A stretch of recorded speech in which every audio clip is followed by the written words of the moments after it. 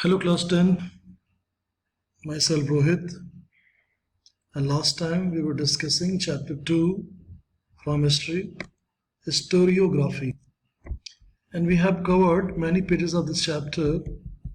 Let's see some rest of the topics. So we have discussed about ancient history, medieval history, and the modern history we were discussing. And we discuss about the Marathi Bakhar. Let's see. After these, Alexander Cunningham, John Marshall, James Mill. The next topic is 2.2 Indian Historiography. Various ideological frameworks. So, you will see in the colonial historiography, you can see it is written here. The scholars who studied and wrote history were mainly British officers and Christian missionary. Their prejudice is clearly reflected, as already I told, because they were the British, that the pride of British culture, supremacy complex, it is visible in their historical work. So their prejudice is clearly reflected in the way of some of them have ridiculed Indian culture. The writings were used to justify the colonial British rule and criticizing the Indian culture and tradition.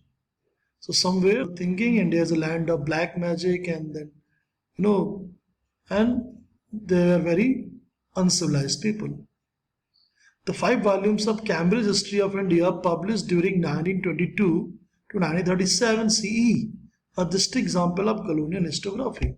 So what we have understood from this topic, that colonial historiography, the scholars, the British officers, those wrote this history, Indian history, they were the British officers, Christian missionaries, and their prejudice, it is reflected in their work.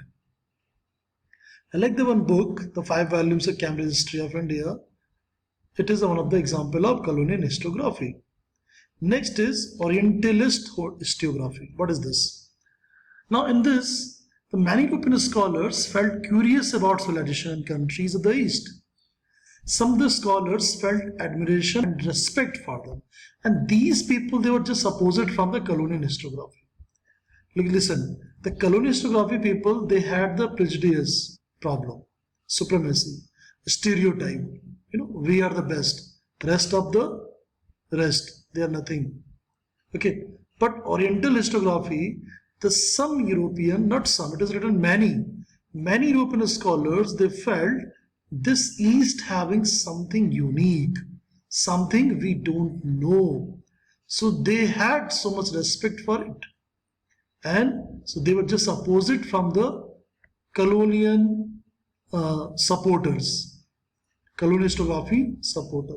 So they were the officers and missionary, from the British government, British Empire. But these scholars, they had the broad thinking. They had the narrow-minded thinking, but here they had broad-minded thinking. They studied Sanskrit and some of the European languages. They focused more on Vedic tradition and Sanskrit literature.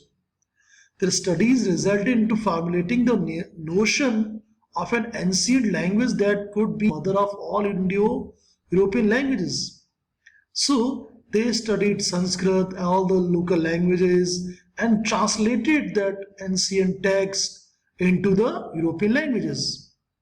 In 1784, Sir William Jones founded Asiatic Society in Kolkata. So Sir William Jones, he was the one of the main historian who had shown respect for Indian culture and tradition, and he founded the Asiatic Society in Kolkata. He opened the doors for research in ancient Indian literature and history. Among the Oriental scholars, there were many more people, not only the Sir William Jones. There was Frederick Max Muller, there was William Jones, same name, sorry. So we have these two pictures, William Jones and Frederick Max Muller. So they advocated, they supported Indian culture and tradition. So we have these two pictures William Jones and Frederick Max Muller, you can say those wanted to give the real truth about the Indian history and culture tradition. But similarly, somewhere other people, those were in the colonial historiography, they were not like these people. Alexander Cunningham, John Marshall, and James Mill. So somewhere they had the prejudice problem. So let's see this man, Frederick Max Muller, what he did. He deserved a special attention. Why? Because in his opinion, Sanskrit was the most ancient language of the Indo-European languages. He was deeply interested in Sanskrit literature and he first translated the Sanskrit text Hitopadesh in German language. So this man, he was a German. He studied Sanskrit. He translated Hitopadesh into the German language. He was the editor of 50 volumes of the Book of the East. He also compiled Rigveda, which has been published in 6 volumes. He translated Rigveda in German. Lately, Edward Said, a scholar who has rehabilitated the Orientalist writing, has thrown light on imperialistic interest of Orientalist scholars. So, Frederick Max Muller, William Jones, this kind of type of historians, they have contributed a lot in the Indian history. And this man, German man, he translated Rigveda and so many other things into the German language. So re-evaluated the Oriental writings. Okay, so if you visit today Germany and Russia, you will be somewhere surprised that the Vedic culture, it is very popular in Russia and Germany. There is a Iskon temple and there are many devotees are there and they're chanting the Hare Krishna, Hare Rama and so many other, they have, respect for Indian history and culture. So the credit goes to Indian sons along with these people, those have brought the good image of, a real image of Indian history to the Western world. Now, after this colonial historiography, Orientalist historiography, next topic is nationalistic historiography. Now, Indian historians who were trained in the British education system show an inclination to restore the pride and glory of India and the self-esteem of the Indian readers. So the Indians, that time, those were getting British education, those who trained in the British education, they realize always they are glorifying their own heroes and criticizing our tradition, culture and our people. It is not fair. So they tried to restore the pride of ancient glory of India and the self-esteem of the Indian readers. The writings are known as nationalistic historiography. And it started from Maharashtra. Nationalistic writing in Maharashtra were inspired by Vishnu Shastri Chiplankar. He criticized the prejudiced history of ancient India written by British officers. The nationalistic historian tries to seek the golden era of Indian history. They are at times blamed for ignoring the critical analysis of the historical truth. So these people, it means especially from Maharashtra, they started a nationalistic historiography. And they wanted to tell the people, we are not like what the Britishers are telling. We were the great people and we are. So they tried to restore the pride of the Indian. And there are many more writers and historians were there.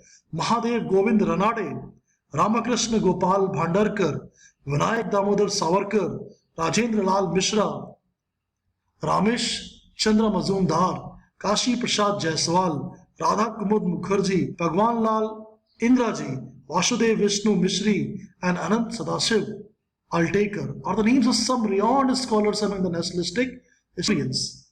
Just think, suppose if you would be in that era, it means 1947 before, if you are before 1947, and so you will take a support, a side of which historiography?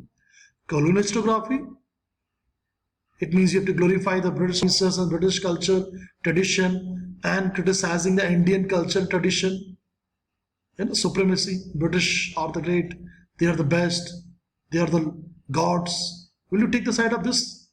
I don't think. Next is Orientalist historiography. It means giving respect. Whatever is truth is truth. Whatever is false, it's false. And they develop, Oriental historiography, they develop a close relation between European history and the Indian history, a culture, tradition, a transfer, a bonding between European and Indian history, Indian culture, tradition. Something we can learn from there and something we can learn from there. So nothing is bad and nothing is good. The thinking makes it. If something good is in European culture, tradition, history, we can adopt it. And there are so many things which are good in India. Actually, it was their thinking. Or historians, we can adopt from India. And it's happening right now. And nationalistic historiography, it means being an Indian, we have to feel proud. It's a matter of pride. So I think you will be giving your support to nationalistic historiography and the Orientalist historiography, not to this. Okay? So though Europeans though supported the facts, it comes under Orientalist historiography. The Indians who supported the Indian history, real Indian history, with a pride in it, nationalistic historiography. Those tried to criticize Indian history and glorify and tried to glorify only British, so it is called colonial historiography. It is a big difference between colonial, Orientalist and nationalistic historiography.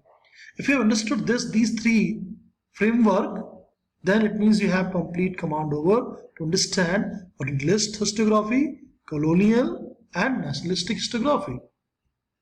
So next page is page number 11.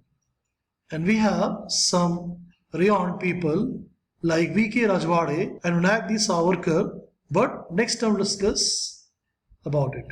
Thank you so much. Have a nice day.